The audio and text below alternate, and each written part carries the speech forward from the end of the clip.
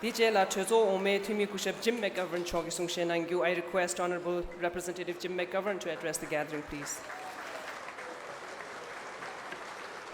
Tashi Delay. Good afternoon. I am so excited and happy to be here with all of you, and especially my wife Lisa on her birthday.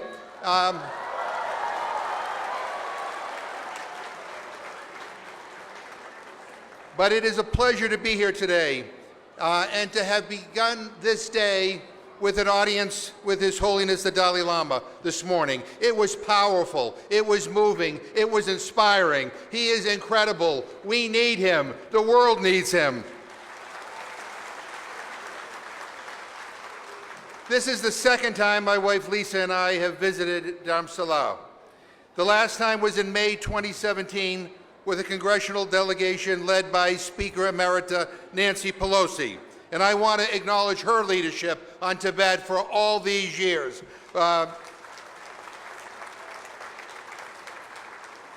She led a delegation back in 2015 to Tibet proper. And we went to Lhasa and we met with the Tibetans there and learned firsthand about the Chinese government's repression. It was horrible, and we will never ever forget it. I also want to thank Chairman McCall for his leadership on this issue and so many others, and for his steadfast advocacy for human rights and his work to organize this important and timely delegation. I also want to thank Ranking Member Meeks for his fiery speech, but for all that he does on behalf of human rights, not only for Tibetans, but for people all over the world. And I'm proud to be part of this delegation. My friends, we are living in a time of turmoil. Everywhere we look, we are confronted with civil unrest, with violence and war that uproots families, kills people, and destroys hopes and dreams. It is easy to feel cynical and hopeless. But when I see Tibetan school children, I am reminded that our work is not about us, it is about them. It is for them and with them that we must keep working for a brighter future and searching for peace. Peace with China and peace globally. And we must continue to work to make certain that the human rights of every single person on this planet is respected and upheld and maintained. The Tibetan children living here and in diaspora communities around the world, and the Tibetan children living under the repression of the PRC, they are Tibet's future, and they give me such great hope. But the other thing that gives me hope is seeing that democracy is alive and well here in Dharamsala and in the broader Tibetan community. We met with the Sikyong and many officials of the Central Tibetan Administration, and in sharp contrast to China's leadership, the Sikyong is elected. The entire Tibetan diaspora, spread across countries around the globe, participates in choosing their own leaders. In fact, the Central Tibetan Administration is a model of governance for people who face oppression and displacement.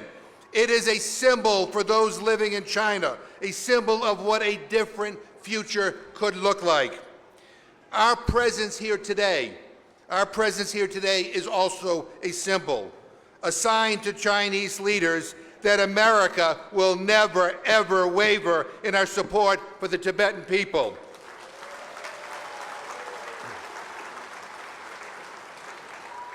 Just last week, as you have heard, Congress passed a major bipartisan bill authored by myself and Chairman McCall and supporting by every single member of our delegation. It was to reaffirm America's support for Tibetan self-determination and to require the United States State Department to counter false information about Tibet. False information like the PRC claimed that Tibet has been part of China since ancient times. That is ridiculous. It is historically inaccurate, and we must correct the record. China will never succeed in erasing Tibetan culture, Tibetan language, Tibetan religion, and Tibetan democracy, and everything Tibetan. We will have your back. And let our bill be a sign to Tibetans that America stands with you on the side of human dignity. And we support your quest to secure the basic rights to which you are entitled under international law. At the end of the day, this comes back to the children. For their sake, for the sake of Tibetans around the world, for the sake of all human beings who yearn for peace, justice, and self-determination, we will not give up in our quest. America stands in solidarity with the people for Tibet for as long as it takes.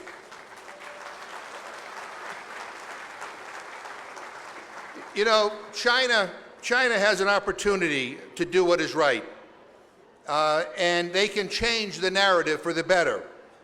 What they need to do is stop their attack against Tibetan culture, religion, and language, and against the Tibetan people. They need to release all Tibetan political prisoners right now. They need to account for the whereabouts of the Panchen Lama, and they need to let him live a life in freedom. They need to allow His Holiness to go back to Tibet if he wants and meet with his people. And they need to negotiate in good faith with the Dalai Lama, the Central Tibetan Administration, or whoever Tibetans decide. They need to go to the negotiating table so that Tibetans can negotiate their own future in a way that preserves their dignity and all of their rights. If they do this, if China does this, the international community would respond positively. It would be the decent and just thing to do. And it would signal China's willingness to comply with international human rights obligations. Let me finish by saying, I am inspired by His Holiness and the other Tibetans that I have met throughout my life. Your philosophy about the oneness of humanity and your recognition that we only have one planet we must all preserve is a vision that I share. I admire the persistence of Tibetan advocates and the idealism of Tibetan youth. They lift me up. And admittedly, I am not a patient man. I want to see change. I want to see it now.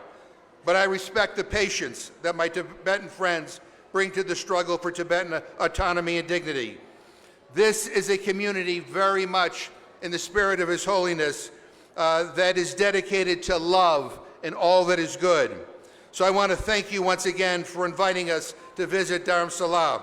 And it is very important to be here in person. And I truly look forward to continuing to work together in the years to come. We will always be wind at your back. And I believe with all of my heart that the future is bright.